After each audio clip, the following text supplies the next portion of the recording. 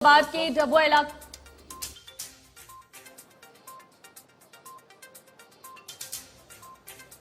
building. Philby, you think we deliver. Associate sponsor, Haryana Chamber of Commerce and Industry, District Panipat Chapter. JMS Group, symbol of commitment and trust. Cladding, pre-engineered building. Philby, you think we deliver. Or SBA Balaji. partner, Kedar blended edible vegetable oil. Kenvin Foundation, Ummeed Swasth Bharat Ki. Real estate partner, 51 International, where real estate gets real. B Sabdarbal Consortium. स्वच्छता partner eco green, स्वच्छता से समृद्धि की ओर. Venue partner BTH, Delhi road, Gurugram. और चलिए break के बाद आपका स्वागत है और अब हम अपने अगले सेशन की तरफ आगे बढ़ेंगे। सेशन का सब्जेक्ट होगा प्राइवेट सेक्टर में आरक्षण कितना सही है या नहीं, आप इससे कितना एग्री करते हैं। ये सेशन होस्ट करेंगे राज वर्मा और इस सेशन के जो खास मेहमान हैं वो doctor DP Goyal, founder Canwin foundation, Vinod Khandelwal, chairman chamber of commerce and industry Panipat, virtually हमारे साथ जुड़ेंगे। राज, ओवर टू यू।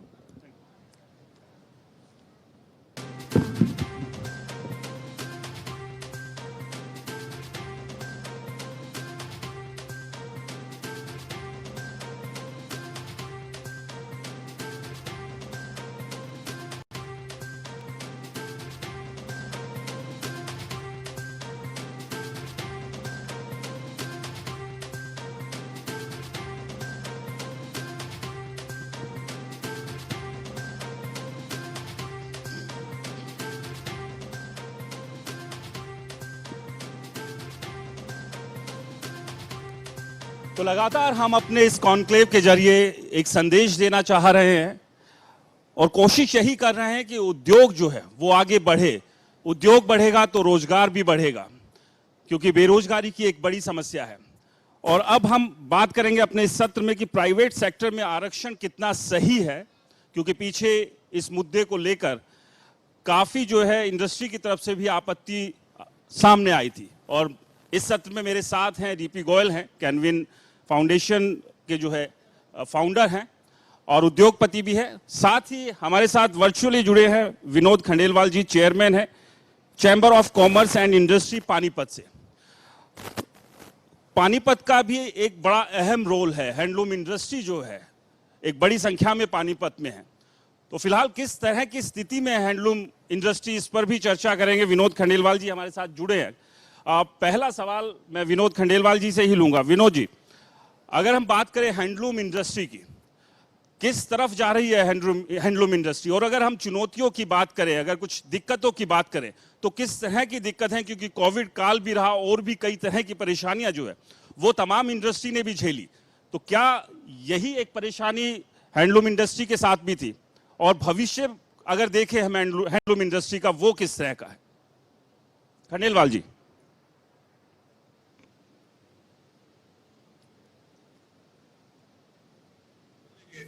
क्योंकि पानीपत एक ऐसी जगह है कि जहां पर लोगों को स्वयं तैयार किया जाता है, और यहाँ जब तैयारी की जब हालत होती है तो यहाँ लोकल जो हरियाणा का आदमी है वह काम नहीं कर पाता। इसके लिए ज्यादातर जो भी आदमियों की व्यवस्था की जाती है वो या तो यूपी से की जाती है, या बिहार से की जाती है, या बंगाल से। और जो बंगाल के लोग यहाँ तैयार जिस हिसाब से होते हैं वही आज पानीपत की जो हैंडलूम इंडस्ट्री है उसी को चला रहे हैं। क्योंकि हरियाणा कभी भी बेसिकली हरियाणा टेक्सटाइल का हब नहीं रहा, मगर पिछले कई सालों में जो परिवर्तन आया उस परिवर्तन के अंदर आज पानीपत एक जो है नॉर्थ जोन का सबसे बड़ा हब है। आज देखा जाए तो जितना जो है यहाँ लोगों को हम लोगों ने तैयार किया है, चाहे वो पढ़े लिखे हैं या वो बगैर पढ़े लिखे हैं, मगर यहाँ के व्यापार को और रोजगार को उन्होंने बहुत तेजी से बढ़ाया है। आज देखा जाए तो जो है बहुत सी ऐसी इंडस्ट्री है जो चाइना को भी पीछे छोड़ रही है। तो ये जो उपलब्धि हुई, इसमें जो आरक्षण वाली बात है, हरियाणा में तो शुरू से ही व्यवस्था ऐसी रही है कि यहाँ से लोकल आदमी की व्यवस्था हो ही नहीं पाई, और इसकी वजह से जो है वो इंडस्ट्री सफर नहीं कर पाई। जो इंडस्ट्री ने सफर किया वो या तो यूपी के आदमी को लेके या बंगाल के आदमियों को लेके, और उन्हीं से आज इंडस्ट्री चल रही है। खामी अगर देखें DP गोयल जी, क्योंकि ये बड़ा अहम सवाल हो जाता है। इससे पहले के सत्र में भी ये बात उठी थी कि हरियाणा का जो युवा है वो उतना तैयार नहीं है, वो उतना सक्षम नहीं है कि यहाँ की इंडस्ट्री के साथ वो जेल कर पाए, उसमें वहाँ वो नौकरी कर पाए, अपनी काबिलियत के हिसाब से काम कर पाए। खामी कहाँ देखते हैं और इस खामी को दूर कैसा किया जा सकता है, और सरकार का क्योंकि बेहद अहम रोल हो जाता है इसमें। स्किल यूनिवर्सिटीज भी बनाई गई है और यही एक सोच थी इसके पीछे कि तैयार किया जाए हरियाणा के युवाओं को, वो हमारी इंडस्ट्री के हिसाब से जो है वो तैयार हो और वहाँ काम कर सके। सबसे पहले मैं इंडिया न्यूज़ हरियाणा के सभी दर्शकों का यहाँ पे स्वागत करता हूँ, आपका धन्यवाद करता हूँ कि मुझे यहाँ बुला के अपनी बात रखने का मौका दिया। जहाँ तक आपने बात करी कि हरियाणा का युवा काबिल नहीं है, मैं इसको नहीं मानता। नहीं, हमारा ये कहने का कतई मतलब नहीं कि काबिल नहीं है, हाँ। लेकिन कहीं ना कहीं योग्यता को लेकर एक ये असमंजस बना रहता है। इंडस्ट्री कहीं ना कहीं उसको देखना पड़ता है दूसरे स्टेट्स की तरफ कि वहां से जो है वो कर्मचारियों को लेकर आए। उतनी या तो स्किल की जो बात है जी, वो आपने सही स्किल बात नहीं कही। है उतना। जी, जो कमी है वो स्किल की है। मैं आपको एक बात बताना चाहता हूँ, यदि काबिल कोई लोग हैं, काबिल, एक फिल्म का डायलॉग भी आया था कि हम अपनी पर्सनैलिटी को काबिल बनाएं, काम मिल ही जाएगा। तो काबिलियत की जो बात है वो हमें बढ़ाना पड़ेगा। आज हरियाणा का युवा है, मैं स्पेशल विशेष तौर पर कहना चाहूंगा, जितना मेहनती है, जितना दिमाग वाला है और जितना बिना सोच वाला है, वो पागल आदमी है काम करने के लिए, सिर्फ जरूरत है उसको सही डायरेक्शन देने की। और जो सरकार ने, हरियाणा सरकार ने एक पहल की स्किल डेवलपमेंट की, वो बहुत अच्छी पहल है। लेकिन जो खामी की बात की आपने, वो खामी मैं बताना चाहता हूं कहें है कि जो एक सही तरीके से इंप्लीमेंटेशन उसका हुआ कि नहीं हुआ। हमारी बहुत सारी ऐसी, केंद्र की भी ऐसी परियोजनाएं हैं और स्टेट की भी ऐसी बहुत सारी परियोजनाएं हैं, वो उसका प्रारूप बहुत अच्छा है, प्रोसीजर बहुत अच्छे हैं, लेकिन या तो जो प्रोसीजर्स हैं वो युवा तक पहुंच नहीं पा रहे, या वो पहुंच गए तो उसका स्मूथ इंप्लीमेंटेशन नहीं हो रहा। तो हमें उस पर बहुत एक 360 डिग्री काम करने की जरूरत है। सिर्फ सरकार का काम नहीं है करना, उसमें सरकारें भी अपना जो रोल है वो अदा करे, प्रशासन भी अपना रोल अदा करे, हमारी जैसी जो सामाजिक संस्थाएं हैं वो रोल अदा करे, उद्योगपति अपना रोल अदा करे, और सबसे जरूरी बात जो है वो जो युवा है वो अपने जो ड्यूटीज हैं, कर्तव्य हैं, उसको निभाए। और जो जानकारी उसको लेना, दिक्कत कहां पे है, हमारे को या तो जानकारी का अभाव है या हम उस पर इंप्लीमेंटेशन नहीं करते। आज भी सरकार की बहुत सारी ऐसी योजनाएं हैं। बहुत अच्छी बात आपने कही है कि सभी को अपना योगदान देना होगा, जिम्मेदारी सभी को लेनी होगी, सिर्फ सरकार के भरोसे भी नहीं हम छोड़ सकते हैं, उद्योगों को भी आगे आना होगा। खंडेलवाल साहब, यही एक बड़ा सवाल है कि उद्योग जो है उनकी भी जिम्मेदारी बनती है कि अगर आप हरियाणा में हैं, यहाँ पर अगर इंडस्ट्री चल रही है, तो क्या तमाम जो इंडस्ट्री है उनकी भी ये जिम्मेदारी नहीं बनती है कि वो हरियाणा के युवाओं को तैयार करे, जो अगर स्किल की कमी है उसको बढ़ाया जाए? सर, उसमें पोजीशन जहां आती है, जहां हरियाणा का व्यक्ति जब जुड़ता है किसी भी व्यापार, किसी उद्योग में, तो वो उसकी जो नीयत होती है, वो नीयत होती है ऑफिस में बैठने की। वो जो मेहनती काम होता है ना, अगर मेहनती काम की जब स्थितियां होती, तो आज जो हरियाणा की फसलें हैं, हम फसल काटने के लिए बाहर से आदमियों का अरेंजमेंट नहीं करते। अगर वो इतना मेहनती होता, मेहनती तो सिर्फ उसके दिमाग के अंदर जो खेल है वो खेल ये है, या तो मुझे कोई सरकारी नौकरी मिल जाए, सरकारी जगह मिल जाए, मैं सफेद कॉलर से घर से आऊं और सफेद कॉलर से वापस चला जाऊं। जहां मेहनत वाली बात होती है कि मुझे आज पल्लेदारी करनी पड़ेगी, रोजगार के ऊपर मुझे 24 घंटे खड़ा होना पड़ेगा, इस सब काम के अंदर अगर हरियाणा में देखा जाए, अगर आज पानीपत की एक इंडस्ट्री के अंदर एक कारीगर 8-8 घंटे काम तो करता ही करता है, मगर 8 घंटे के अलावा वो 8 घंटे काम करने की क्षमता बाहर वाला आदमी रखता है, मगर हरियाणा का आदमी 8 घंटे काम करने के लिए भी बड़ा सोचना पड़ता है। अब रही व्यापारी की बात, हम व्यापारी वर्ग इसको उजागर करने के लिए बहुत सारे प्रयत्न किए, ऐसा नहीं है।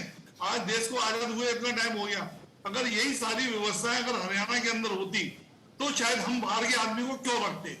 लेकिन क्या खंडेलवाल साहब, अगर घर का बच्चा अगर बिगड़ रहा है, वो अनुशासन में नहीं चल रहा है, तो क्या घर के मुखियाओं की जिम्मेदारी नहीं बनती है कि उसे सही राह दिखाए? तो क्या जो इंडस्ट्री है और सरकार है उसकी जिम्मेदारी नहीं बनती है कि इस मानसिकता को बदले? कुछ नहीं दिखाई दे रहा, इसलिए उसका दिमाग जो है ज्यादातर उसी पे चलता है कि मुझे कोई सरकारी नौकरी मिल जाए, और उसके लिए वो अपनी नीतियों को अडॉप्ट करता है।